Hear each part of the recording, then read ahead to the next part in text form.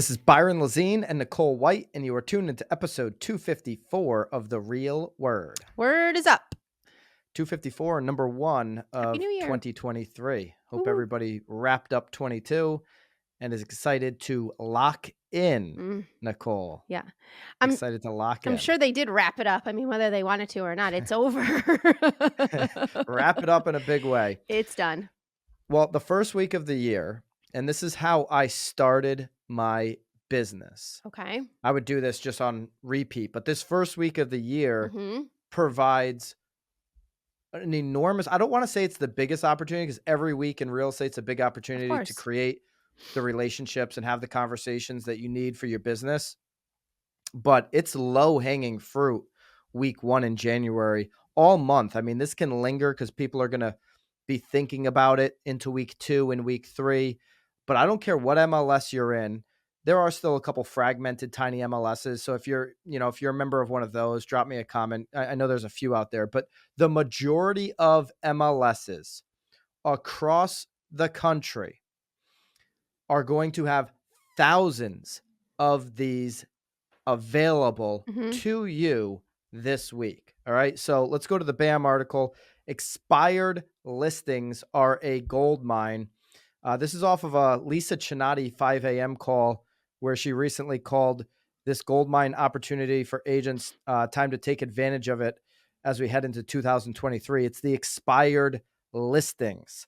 Okay. So Lisa said at the end of the year, it's prime time for expired listings in her market. Okay. So in her MLS, in the market she serves, she's in Massachusetts and she doesn't serve the entire state. So just her market, Right. there's a total of 7,000 listings that have expired or will expire in that like end of December, 30 days. beginning of January timeframe. This means there are more than 7,000 sellers, Lisa says, who have raised their hands and said that they are ready, willing, and able to sell their home. 7,000 sellers who maybe got spooked by the volatility of the market or maybe chose an agent who didn't have the skill to price the listings properly, or maybe who couldn't sell because they couldn't buy with a home sale contingency in the ultra competitive market this year. I'll actually add to Lisa's comments there, or maybe they hired an agent who couldn't expose it to the most people possible in today's market, didn't have the skill set to do that either. So January, huge opportunity. So what can you do right now? We'll go through her 5 tips for this, Nicole, and then we'll talk about the importance of putting this into your business right now. Number 1, do your research. Okay, so you can spend some time. Listen, Mojo can do this for you. There's plenty of other sources that you can do. I used to just use the old, what's it called? White Pages online? Yeah. Is that what it's called? Yes. It was the White Pages. The White Pages. Number 2, practice your scripts with a role play partner. Absolutely. Get real good at having this roll off your tongue. Use a script as an a la carte menu and get really good delivering it. That's how the great expired cold callers make their money. They get real confident in the things that they're saying over the phone. By the way, Nicole, tomorrow, I 4 to 6 p.m. I was waiting. 4 to 6 p.m. Gotta. The cold call, live call session. Myself, Tom Toole, Danny Deals, Dan Oneil. We're going to be making live calls for 2 hours. 2 hours. So for 2 hours, we sit and we watch you guys do that. Oh my goodness. It's just one after another. I like it. This is get your popcorn ready. Get your Is script there like a out, competition, take like to some see who notes. can get the most appointments? I mean, come on. I had to ask. And then of course. I'm assuming you guys are all calling within your own markets, correct? Yeah. Okay. Yeah, within our market. All right. So number 3, hone your skills. Okay. So actually doing it, like we're going to be doing tomorrow, and you guys are welcome to join us. There's a link below to sign up for that. Put together some marketing materials and then get your listing presentation ready. Make sure that you're confident in the presentation. That's actually going to make you confident on the call itself if you know that you're going in there to crush that appointment. Okay, so how important, Nicole, are expireds right now? And why do some agents hate this gold mine?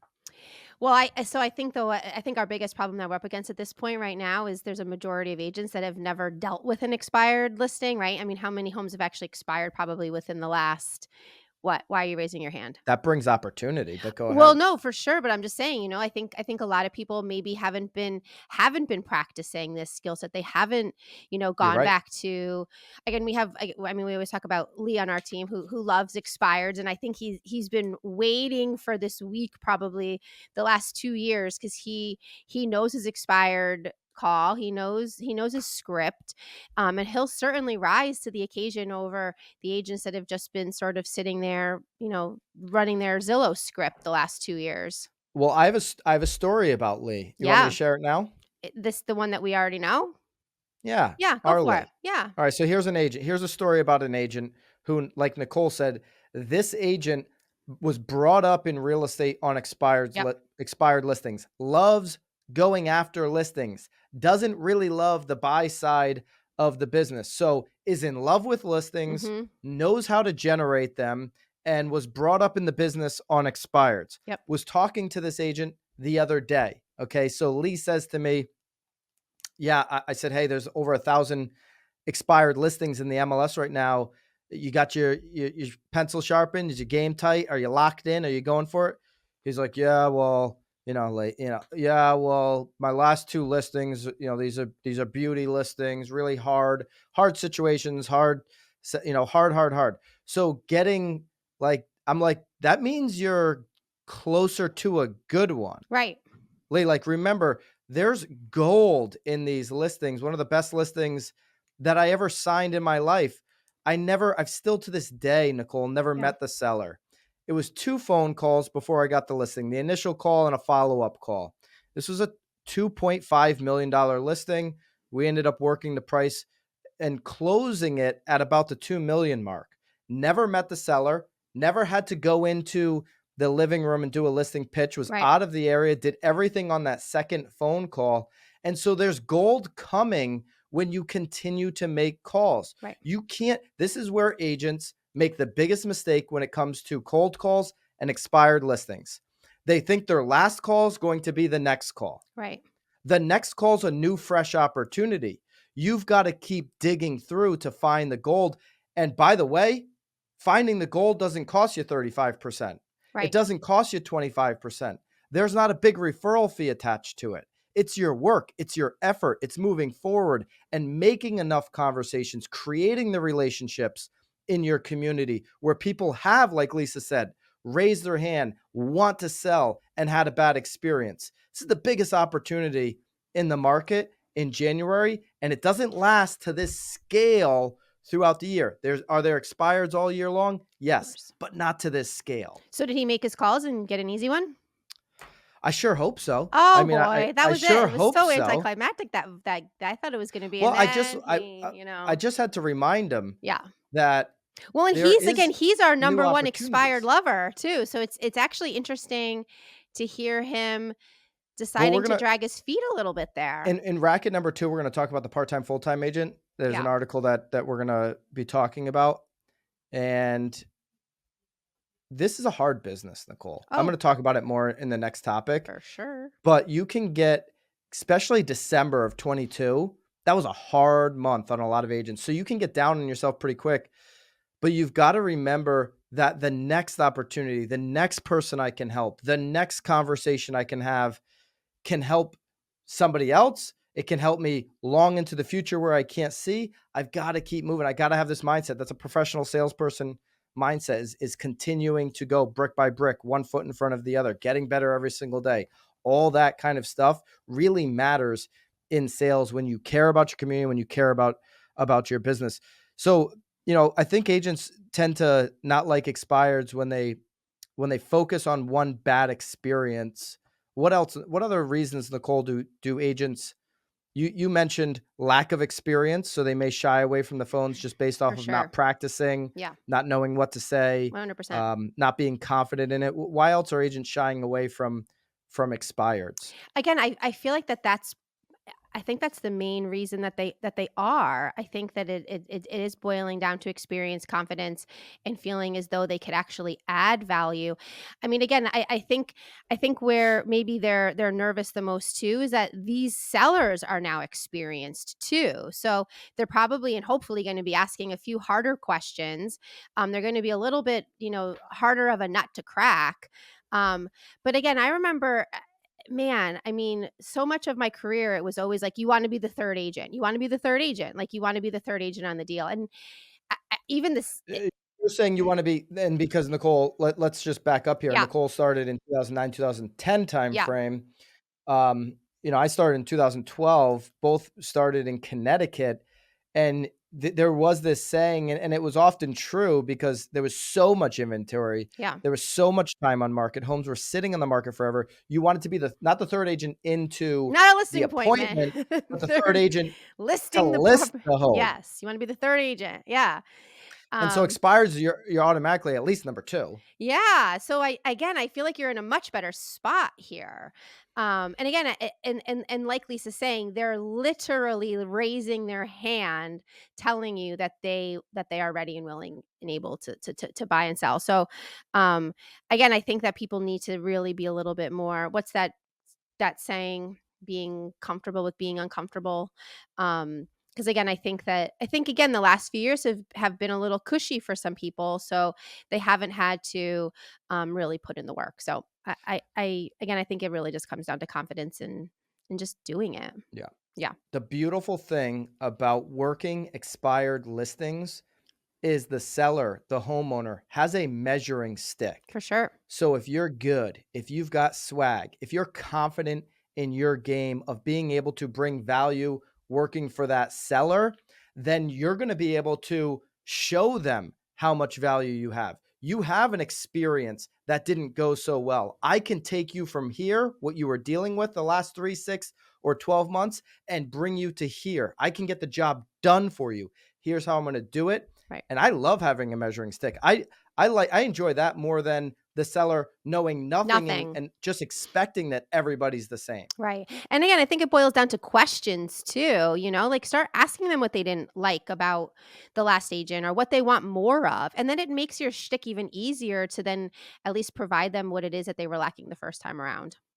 Yeah. Yep. All right. So in the comments, how many go the last 7 days? So or the last like 7 to 10 days. So I want to go beyond. We're sitting here on January 3rd today. It's the third. Let's definitely go into like December 28th. So the last 7 days ish, Mm-hmm. depending on when you're listening or watching this pod.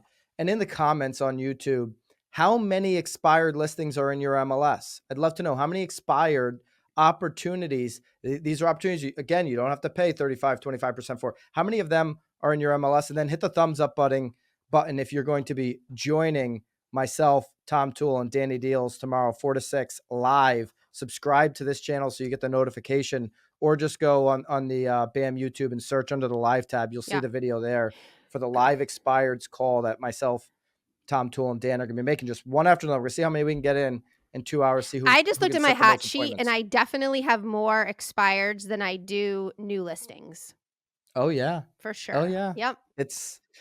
They're out there, and They're so there. these are just relationships waiting for you to create and add value to. Okay, racket number 2. Expired's not a Not a racket at all. racket. No.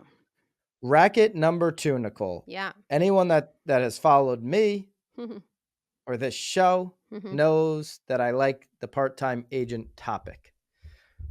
What I'm going to say in this segment, I want to prep you, Nicole. I want to prep everyone. Just me? I want to prep everybody. Yeah. What I'm about to say as we dig through this topic, as we go deep, might surprise you. Uh-oh. Okay. So buckle up and let's chat. This is a BAM article. We'll put it into the show notes below. You might be a part-time agent if. That's the headline. This is posted by Troy Palmquist. Troy is a BAM creator. He did the whole drinking debate article recently. He's putting out great content for BAM. So he asked the question, are you a part-time agent? There are many ways to evaluate the performance of an agent and their commitment to growth. Who's really the full-time agent if we're judging between the following. I want to run through these, Nicole. Okay. Okay, so or unless you want to read them off, why don't you read them I off? can read them off. Yeah, maybe people Yeah, want to go hear my for it. voice, right? All right, so the first one, the luxury agent who does 4 big deals a year, or the agent selling 2 homes a month, 24 homes that year at their market's median home price. Let's take these one by one. Okay? Okay, so what Troy's saying is, hey, the luxury agent who sells 4 homes a year, I mean, you could be a luxury agent Yep. that sells, I mean, premier luxury agent that sells 4 $5 million Yep. homes. That's going to be $20 million in volume. Great year up here in the Northeast. Or you could be an agent who sells 24 homes to a month. Certainly, it can take a full-time commitment to sell 24 homes a year in terms of your time. For sure. And you could be at the median price point in the country and not get anywhere close to 20 million? 20 million. Yes. Okay. So I understand what he's saying there. I think in the comments, do you understand, the picture that Troy's painting? Do you agree with that? Do you agree that, hey, it might be a volume game, and four sales of 5 million might take you full-time effort too. I would caution people to say, hey, 4 homes takes the same amount of time as 24. I don't know, to create that relationship with that CEO, with that level of person. Well, so I think we're also talking about 2 agents, though, in 2 different times of their full-time career. Yeah. So I 2 mean, different markets for sure. well, markets, Yeah. yeah, absolutely. But I think you're also talking about, again, 2 different agents in 2 different sort of parts of their career, though, too. Because like Okay. you're saying, I think it took that agent that's doing 4 big deals a year. It probably took them 10 years of doing 24 deals a year at a median price point to actually then elevate themselves Level up. there. Yeah, I would for say that sure. that's true in most cases. Okay. What else is on the list? The next one, the agent whose referral network has provided all of their leads for the last 20 years with no effort, or the agent who consistently markets while also nurturing referral relationships, resulting in a consistent growth year over year. Yeah, I don't know the part that Troy's talking about with no effort. Yeah. I guess he's saying the agent has no effort in receiving these referral network leads. Well, they've stayed in the network. So whatever the requirement of effort to stay in that network is, they've done that. Yeah. You know, nurturing a referral relationship is work. It does take, consistent nurturing and energy. So, okay. That's it. What's the next That's one? it. Okay. All right. The third one, agents whose content to sit on a team. Oh, who's content? Content. I'm sorry. The agent who's content to sit on a team and work the leads they're provided, or the agent who's also looking for ways to take on more responsibility and bigger projects. Yeah. I mean, so it's funny here. He's saying, okay, is the team agent who the majority of their lead generation is handled by the team, is Mm-hmm. that person more full-time than the solo agent who maybe has a lack of leads, Mm-hmm. but they're working on bigger projects, Whatever basically that means. Yeah. trying to generate leads, Yeah. right? I mean, that's the project, trying to get more leads. And they're willing to take on more responsibility themselves. Who's considered part-time, full-time. Now, here's the thing. You can be somebody who does a lot of busy work, Right. and you could be working full-time hours. You could be working 60 hours in this business on busy work, doing no deals. Or you could be somebody working on a team, knocking opportunities down one by one, being systematic about your business, putting in the same amount of time, but doing a whole lot more deals. Both could be considered full-time agents, by the way. Okay. And Yeah. I'm going to give you my old school definition of a full-time agent, and then how I'm thinking about it now as we finish up this list. Go ahead. Okay, next one. The agent who's been selling in the same neighborhoods at the same price point for 20 years, or the agent who is always learning more, exploring new niches and new opportunities. Yeah, both can be full-time, right? That's, yeah. 100%. Yeah. Okay, the next one. The agent who got into real estate for the flexible schedule and continues to see that as the biggest advantage rather than the flexible growth potential a career in real estate offers. Yeah, you could have gotten in because you are a single mother, and this business does allow you to fit in 2:30 p.m. soccer time, practice, pickup, and then maybe write a couple contracts after. You can have 2 or 3 work segments and 2 or 3 family segments within one day, and you can mix and match those time blocks to benefit your lifestyle. Right. There is that flexibility in real estate. And then you could also be, the version of where it's just to the max. It's 12 hours, 14 hours a day, all in for the business. And you've chosen the flexibility of like not having any ceiling and just going for it all. And both are full time to me. So Right. so I get that. I think What Troy's doing here yeah. Go ahead. is he's picking apart he's basically highlighting, hey, is there a real definition for full time? Or go ahead with the last No, one, Nicole. okay, the last one is, the agent who shows up to the listing presentation completely unprepared and coasting on their reputation, or who shows up to the open house hungover and disengaged. Hmm. Which one would you rather be? Doing Nicole's doing dry January. Support her in the comments. I am doing Would you dry rather be that January. agent showing up hungover or completely unprepared? Which of the two, if you had to pick one? I would rather go in unprepared and coasting on my reputation. I like that. Yeah. Yeah. Because the hangover is going to give you the headache. Well, Yeah. I'm just not gonna do shit. Disengaged? You're not even chatting. At least at least I'm at a listing appointment. At least I made that appointment when I was prepared, made the At least you've call. got a shot that they know Yes. somebody that you know, and you can connect the dots. 100%. Yeah, Absolutely. I I mean, like that. but at the end of the day, I mean, so I'm reading all of these things. And again, I guess I get what he's trying to do here. I mean, it sounds like all he keeps talking about is growth, growth, growth. Who's looking for opportunity? Growth, growth, growth. That makes the person the professional or the full-time agent. But at the end of the day, am I ever really unprepared for a listing presentation? No. Do I have something in my bag or on my phone or like, yes. And then it's the same thing even with like, again, Well, you're a full-time, this is what you do. You live, breathe it. When you do yeah, charity work, it's often flipping like you're doing one right now. You're doing the Sarah Project in Connecticut. You're flipping a house. All the proceeds are going to charity. That's a side hustle from your real estate sales business, but it's real estate. You do flips, right? And that for profit. And yeah, those are going to be in the real estate. Everything you do, yeah. Nicole, is real estate. So you're not going to be unprepared for any conversation because you live and breathe it. Right. But at the end of the day, though, too, because even he was saying, the agent that's, learning and exploring, I think it's inevitable that my hope is obviously is that you're always going to be learning something. You got to. I mean, it's not like someone gets into real estate, even if they're a part time agent, and be like, I don't want to learn anything. I mean, I don't know. I guess I'm arguing the wrong thing here because we're talking about full Well, time and part time agents. But some of the things he was saying seems a little wacky because I think it's inevitable that you're going to be learning whether well, you're part time or full well, I time. think what Troy is doing and what he does a great job of is he's giving you all these differing scenarios, which Yeah. opens up conversation Conversation. around what does full-time real estate agent and part-time real estate agent really mean. Yeah. In the article, he says full-time real estate agents generally look down on dual career agents. Mhm. I've I'm going to get to my comments Yeah. on that in the past. Okay. Changing I'm your going to mind, get to eh? it.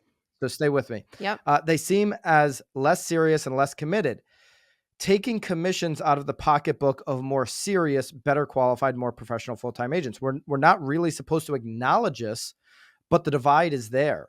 However, I'd argue that it's based on a false premise. Okay.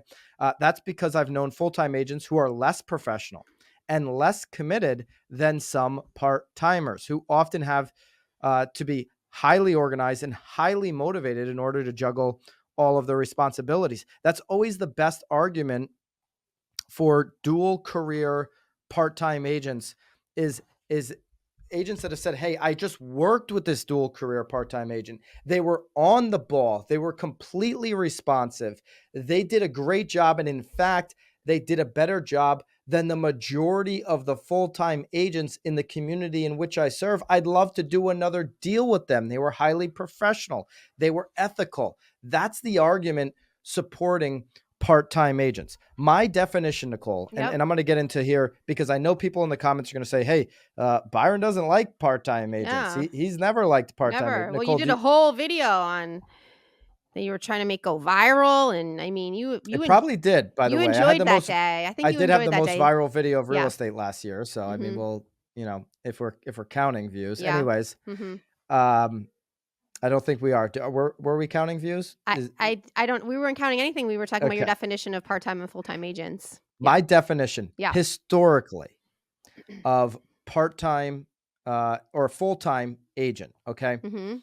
um, was that they could have another job, okay, but they were full-time in the real estate field, okay? So if they were an agent, maybe their other job was property management, or if they were an agent, maybe their other job was investing in real estate or doing flips like you, where everything was about real estate all the time. They were completely obsessed with all things real estate. Mhm. The one exception I made to that is somebody starting off bartending at night that doesn't interfere.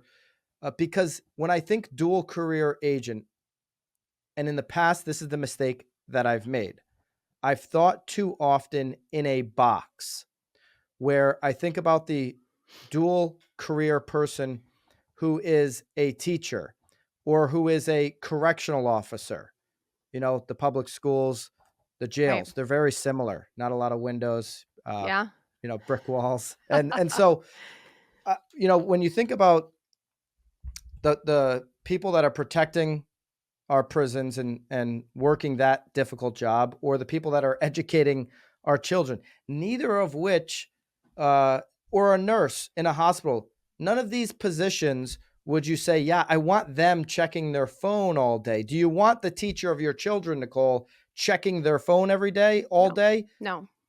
You want them educating, right? Yeah, You I mean, I want do them. text my husband, though, during the day. I Of do. course, and I'm Yeah. sure when there's lunch breaks and there's breaks between Classes. classes and there's opportunities. But I remember when that bell rang during school, it's a real quick turnaround because oftentimes, I'd have a 1 minute conversation and then I'm running to the next Well, class. or if you have a bad deal, are you taking that out on the students? Or if you had a bad class, are you taking that out on the deal? I mean, there isn't enough time to even swap the 2 fast To enough. to me, it's just more about how are you getting the response needed to the consumer Right. who's in an anxious position. This is what it's always been about to me.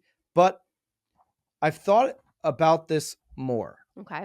and I got to get out of this box because there are plenty of dual career professionals that are in our space that the world has changed. They're not constricted Yep. by a 9 to 5 environment where they can't look at their phone. Yeah. There are many careers that people are working while working in real estate where they're on their phone, they're on their computer, they're on their iMessage all day long. And they're able to, now I don't believe much in multitasking, and maybe they're pulling away from a project and that's impacting their other job or whatever, but they are able to be responsive throughout the day. And you and I both know that sellers and buyers and investors want an agent whom is responsive to their needs, who is following up and following through Right. on what they say.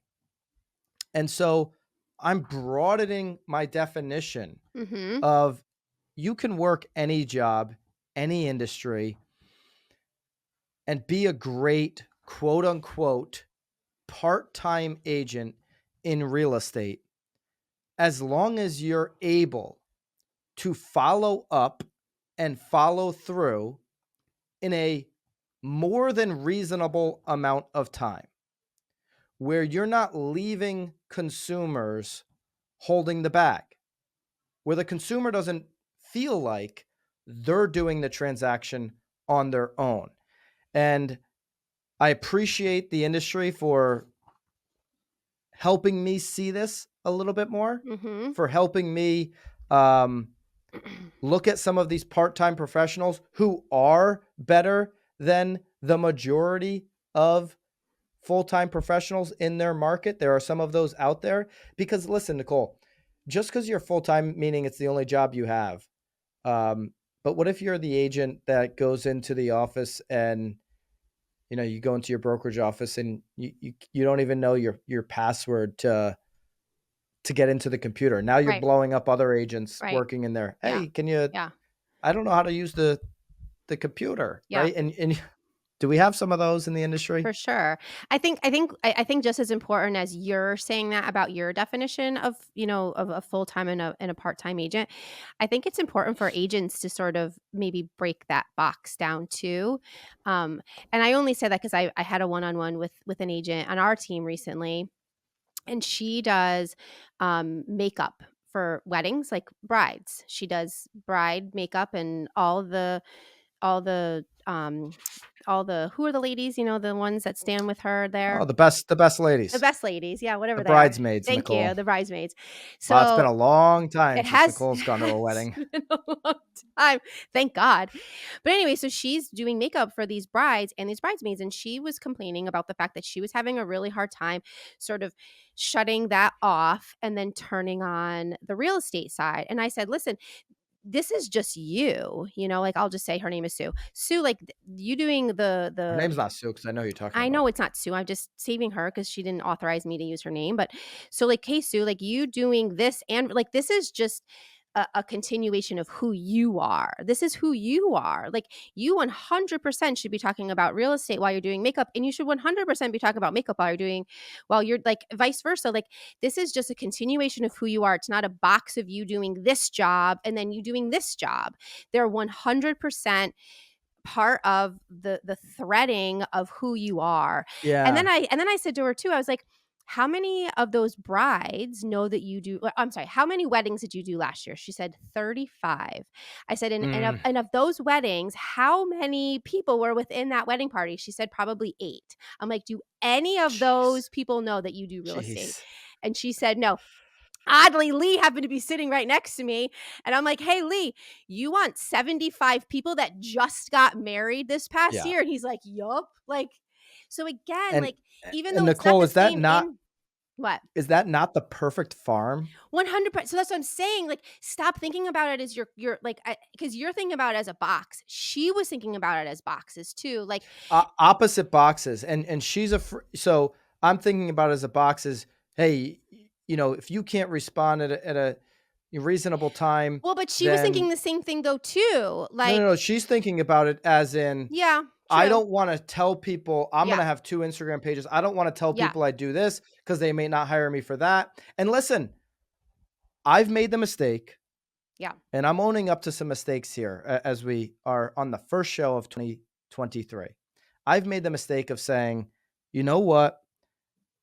You shouldn't do this other thing because the person that's getting the makeup, the person that's getting the drink served to you is never going to hire you as a real estate agent because they're seeing you as this. Maybe, but they've just But but she just got but you're doing makeup for her for their that if there is I not more trust in this world than makeup on your wedding day, I don't know okay. what And I is. don't know about that, but what I do know about is that was bad advice that I was giving because if like we talked about in the first topic with expireds, if you hone your script, if you are authentic and ethical and you hone your script when you're doing makeup, I did makeup when I was a little girl. I did makeup before I did real estate. I'm really freaking good at it. Real estate and my profession of doing that, helping buyers, sellers, and investors is how I pay the bills. I continue to do this because I love it. And I get to meet people like you Like who are you. on their journey of life and potentially next step of home ownership. In Right. fact, this puts me in front of more people like you who I love helping, who I've helped time and time again over the years, just like you, buy their first home. And it fulfills me much more than the next Zillow lead. Wow. 100%. Oh, What a yeah. what a powerful script that is to 35 combine and the she's got part-time and the full-time. 35 people 35 she doesn't even need frickin' Zillow anymore. Like, Yeah.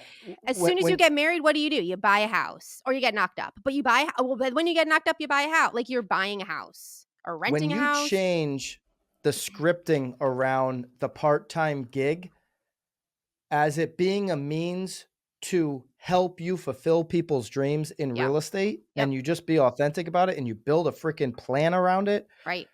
it will explode. It will Explode. explode and you'll end up probably exploding both businesses. 100%. I think about it. You said eight potential bridesmaids, Yeah. 35 weddings. Weddings. Yeah. You now could send something out 8 times 35. Let's say that's a couple hundred.